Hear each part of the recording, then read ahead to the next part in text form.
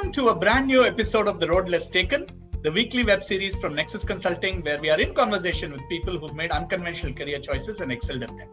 My name is Venky Srinivasan, your host. Today I'm going to be chatting with a very, very interesting person. He has done an MBA from XLRI Jamshedpur, worked in several top-notch corporate houses, is currently the marketing head for a very large education group in India. But that's not why we are interviewing him. He also followed his passion.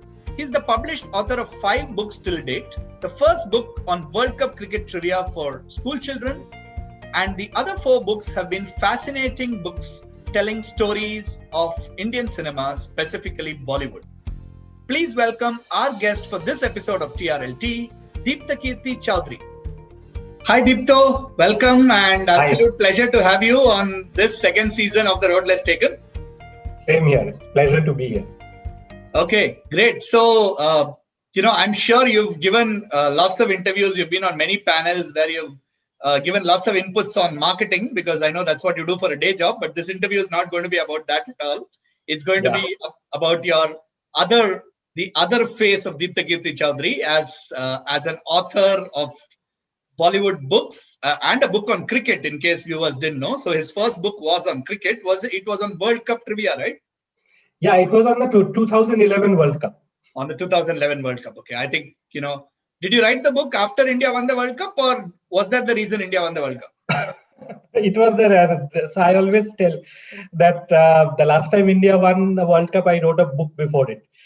So it was supposed to be a sort of a book for children, a kind of a handbook in the run-up to the World Cup. Yeah. All right. So all editors listening to this, for the collective good of India winning the 2023 World Cup, please commission Dipta to write a book, right? But we'll get into the larger body of work, if I can call it that. 4 books on Bollywood, largely Indian cinema, but very specifically Bollywood. Let me begin by asking you, what drew you to Bollywood films specifically, as opposed to, let's say, Bengali cinema, which I'm sure, with your background and family and so on, you're also very familiar with. Yeah. So, as I've said often, sometimes prior to this, that both my writing skills as well as my love for Bollywood are mainly due to my mother. Okay. So if there is any genetic reason behind my writing skills, then that's her. Because she wrote her MA final exams in English while she was pregnant with me. So, that genetic part is like really there. And she is a big movie fan then, she's a big movie fan now. So when I was about 5-6 years old, she found a willing movie watching partner in me. And I just loved what I saw. Like at that point in time, we watched a lot of Amitabh Bachchan, Salim Javed, Nasir Hussain, Yash Chopra, R.D. Burman. All my current favorites were from that time. I just saw and I got hooked. How can you not like Sita or Geeta when you watch it as a 6-year-old? What is the first film you remember watching? I think the first film I've ever watched in theater, I have no recollection. But my aunts and my mother tells me that I was taken to see Sholay, right? So there was this guy who used to work in our house, and he used to take me out every evening for a supposed evening walk. Right. And there was a movie theater somewhere nearby, so he used to go and walk in because he knew somebody there and with me. So I watched, though I have no recollection of those movie watching days. But that's probably the first film I watched. They cannot have asked for a better start, I suppose. And so you've been writing these books on Indian cinema, on Bollywood. A lot of the books that have come out about this industry are from what you might call insiders in the industry, relating their experiences, or people who at least had a chance to watch it very up close and personal.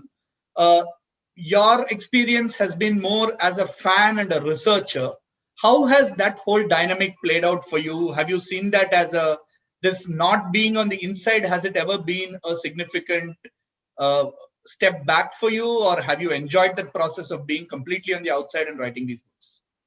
I think that in all honesty, the bigger challenge has been that I have a day job.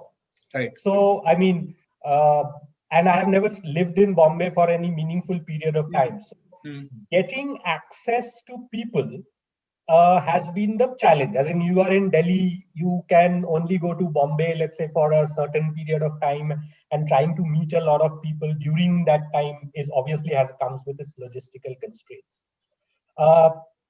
But I have personally found that whenever I have reached out to, I mean, barring the really big stars, I mean, most of the people in the film industry have been very forthcoming, welcoming even.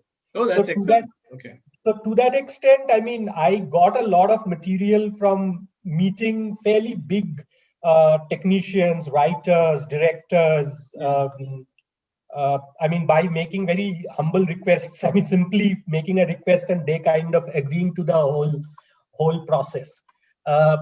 But I think there are two ways of writing a film book. Like, I mean, if I take the example of a biography, for example, one way of doing it is the authorized way, where you have access to the star, and you therefore have a lot of doors open for you very easily. The other way of writing, which I personally prefer, is to create a narrative in your mind, or building a narrative in your mind as you keep researching and you keep unearthing new material.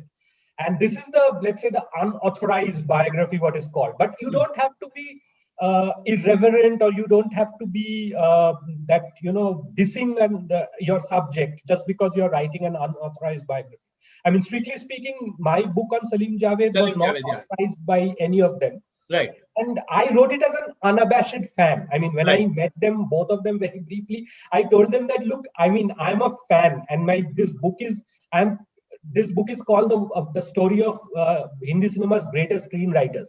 So you don't have to be scared that I might talk about scandals or anything. Right. But there are other people who write, a balance, not so complimentary. So I think it's fun. I think for me, the research process is a lot of fun. Like, chatting with fans, chatting with, finding out multiple versions of the same event, spending time on Reddit threads or in Facebook groups. I am part of a WhatsApp group which deals in old magazines, and most of them film magazines. Wow. So, I mean, these things I think I enjoy. So, I mean, just speaking face to face with a star probably wouldn't have been as enjoyable as, unearthing a trivia nugget while sitting in a library somewhere. Yeah, absolutely. And what has it taken a couple of years for each book in terms of the deep dive research and unearthing all of this information, the photographs and all of that? So my first book came out I started writing books in 2010. Okay. And we are in 2020. So 10 years, you could say 5 or 6 books. So yeah, that's the average. But actually the honest truth is that there is about 1.5 year period of, I am writing this book, let me complete it kind of a phase. Right. And there is usually a half to 1 year prior to that, figuring out whether you want to write this book. Because, I write for passion. Most of my books are of a subject that I have chosen myself. So I need to be 100% sure that the 1 year that I will spend behind this book, I should enjoy every moment of it. Yeah.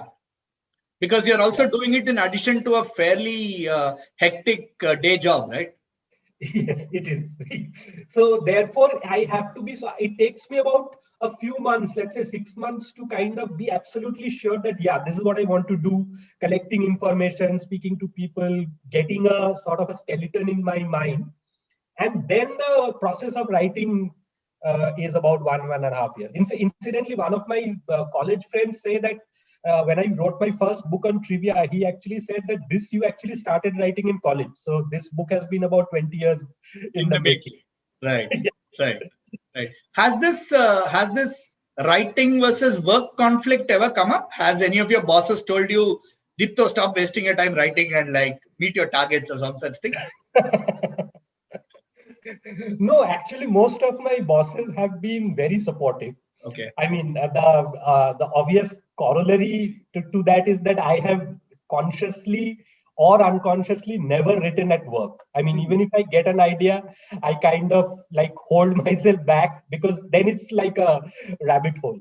Right. No, so the short answer is that I have never had a conflict. I mean, I am a night owl writer. So I mean, I keep saying that I'm a salesman by day and a writer by night. Writer by night. Yeah. I follow that very religiously. Okay. So writing these books, these 5 books, and I hear that there's a 6th one that's soon on the way, and we will talk about that. Over the last 10 years, so what kind of personal fulfillment has this given you? I mean, what did you set out to achieve when you started writing these books? Actually, the starting point was my blog, which I started writing in 2006. Okay. When I used to travel a lot and I was sick of watching TV in hotel rooms in the evening. So I started writing a blog. This was around 2006. And I started writing on topics or on things about which there wasn't much information on the net. Okay. I mean, kids, this is nearly 15 years back. So I'm sure kids are a little surprised to think that there was a time when there was things were not available on the net. Correct. Yes, there was not. And that was on Bollywood. Say, for example, on Bengali literature, I wrote a lot of on the books that I read as a kid, the movies I read as a kid. And I made a lot of new friends because of that blog. I renewed my friendship with a lot of old friends, colleagues, etc. because of that blog. I got a lot of brickbats. People said, you have written this wrong. How could you make this mistake? And all of those things used to happen. Right. I got a lot of compliments. In fact, my first book, my cricket book, was offered to me by an editor who used to read my blog fairly regularly. I see. Interesting. So I see my writing of the books as an extension of that. I think that people sometimes write to me or tweet to me saying that, you know, they remembered a really forgotten movie because of my book. And they said that, you know, I never realized that there were other people who had watched this movie, let alone like it. So, right. So that's a very heartening thing. I mean, that's the biggest personal fulfillment that I get when somebody says that, you know, I remembered a part of my childhood because of your blog or your book or something. Right. And that's a really happy thing to do. Yeah. And also what happens now, I mean, even now it sometimes happens that sometimes I've forgotten something completely and I search for it on Google and it says, if it's an obscure enough Bollywood topic, even now my blog comes up, and I remember that sometime in 2007 I wrote something written it. Very on nice. that. So that's you know, that's a fairly fulfilling thing. Great. I think there's a good point here that, you know, if you even if it's what you might call your hobby or your passion, the level of interest and the detail you put into it kind of takes it, you know, places, right? So that's very interesting. But I've always wanted to ask you this question. You know, cinema being such a visual medium that it is, right? Translating some of the essence of that visual medium into the written word in the form of a book. What's your take on that? I mean, have you always kind of liked film literature? And when you've been writing it and contributing to that body of work, how have you seen it evolve? I think the kind of writing on cinema that I really like are the ones that create a pen picture of your favorite movie moments. You know, that they give just the right amount of hints about a scene or a certain experience, and you just recreate the rest in your mind because you remember that already, right? Right. I think my favorite book on cinema is Anupama Chopra's book on Sholay. Okay, and he describes the making of the scene in such vivid detail that you can actually see the scenes play out in your mind. I mean, not only the movie screens. But what's happening on the set. Visualize that how the set worked, how somebody entered a room, how somebody turned and all of that. I mean, she had this brilliant passage in which she explains that how Ramesh Sippy met Amjad Khan for the first time. You know, I mean, even as I'm saying it, I'm getting goosebumps because she wrote it in such a, it was like a film playing in my I remember that. Right. So therefore, I mean, that's the kind of writing I like, a very storytelling, anecdotal, you know, full of rich details kind of a thing. as far as the production, the look and feel of the book, I think books on cinema should be a happy mix of words and pictures. That Hollywood does a great job of it, because Right. there are some luscious books in Hollywood films which make they make full use of posters, stills, illustrations, and all of that. And Is that it more makes a difficult really, to come by for Indian cinema? I think Indian cinema is getting there. That, let's say 20 years back, there were probably 5 books like that. Now there is a fairly big body of work which does a very good mix of nicely produced books using archival material, rare photographs, posters, innovative design styles, and all of that. In fact, I mean, I am myself trying to see that without using posters and stuff. I mean, how can I bring out I've tried to do a quirky set of visuals and illustrations for my next book. Oh, okay. Just so that it kind of helps people piece together a few things in their mind. So let's see how it. Yeah, that's a good segue into making this announcement that the next book by Diptakirti Chaudhuri is due to release in December. So please watch this space. We will announce the book once it's launched. We'll probably do a quick author interview with him at that time as well and put it out as a video. But can you tell us a little bit about the book? What's it going to be about and so on? So it's a sort of a sequel to my last book on Bollywood trivia, Bollybook. So, right. So I'm not telling the name right now, but okay. it's exactly like that. So it looks at a lot of interesting stuff that Hindi cinema is best known for. So things like snakes and reincarnations and people separated at birth and twins and all those kind of things. So yeah, these are like stuff I really like. So hopefully this is going to be a lot of fun. You've really gone, and burrowed down that rabbit hole and picked out, I think, very, very interesting pieces of information. So that's going to be fantastic. So we'll watch out for that. Before we go and before we put you through a rapid fire quiz from your own book, one last question. A lot of people out there, I think, have a passion, have a hobby, something that they're very, very attached to, and they want to they can't give up their regular day jobs for a lot of reasons, but they still want to pursue these. One way of doing that is, of course, to write and to get published and so on. What would you, as someone who's traversed that path, what is the one piece of advice that you would give to people? Look, I mean, the only advice that I can give to, let's say, aspiring writers who, let's say, also have some other kind of, let's say, day job, so to speak. My only advice is to write every day. That works great for me. I mean, I would say that make time, however busy your schedule. Right. The way I see it is that if you really enjoy writing, you will look forward to that time.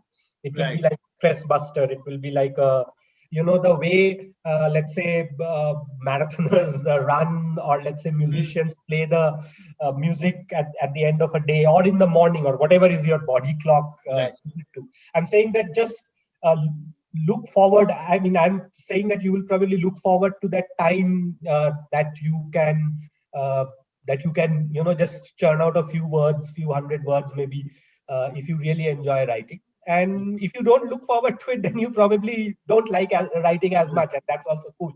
I mean, maybe there is something else that you want to do.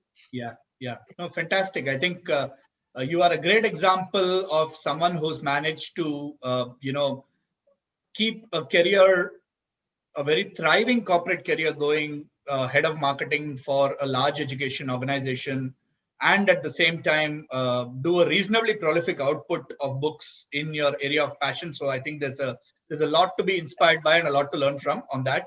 So thank you very much. Now we will put you to the test and see how much you remember from your own books. So I'm going to do a 2-minute rapid fire 5-question quiz. All the questions are from this wonderful book by Diptakirti Chaudhuri, which is Kitne Aadmi The, which the byline of the book is quite fascinating. It says completely useless Bollywood trivia, right? So we're going to ask you 5 questions from this book, rapid fire. So you need to give an answer very quickly, and we'll see if you get 5 on 5, right? Okay. Are you ready? Yeah. Okay, let's start. Who designed Shah Rukh Khan's costumes in English Babu Desi Mein? Designed.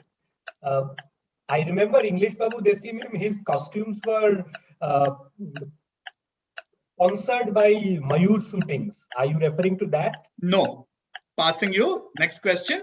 In 2 consecutive films, Ranbir Kapoor either flunked his exams or passed with grace marks, making a lot of college students very happy. Which were these films?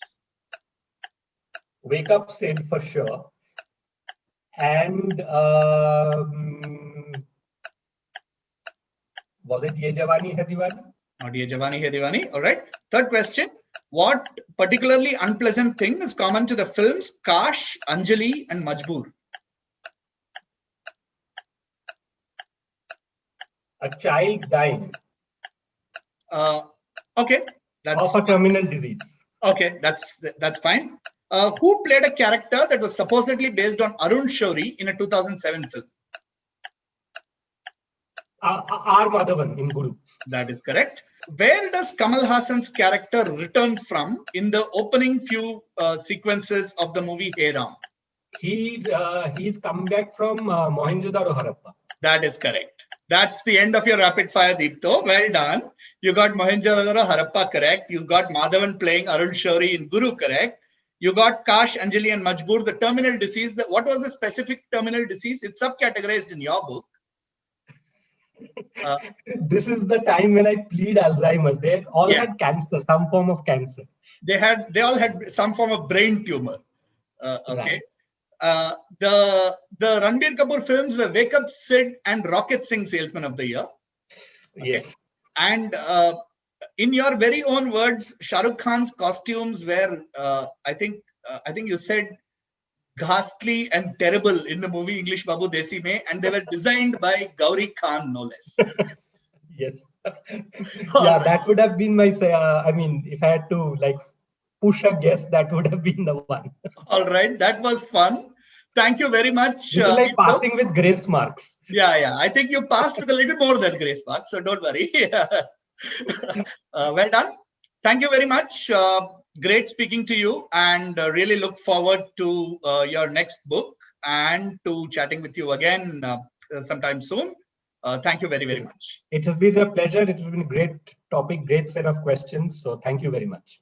So that, ladies and gentlemen, was Diptakirti Chaudhuri, Dipto as we call him, telling us his wonderful story of how he pursued his passion for Bollywood, translated that and combined that with his passion for writing, and has come up with several books on the subject, including one that's going to come up very shortly.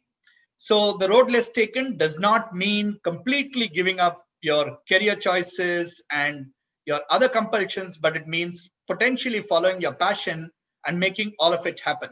If that inspired you and you like that and you want to see more such stories, please head over to our YouTube channel, Nexus Consulting.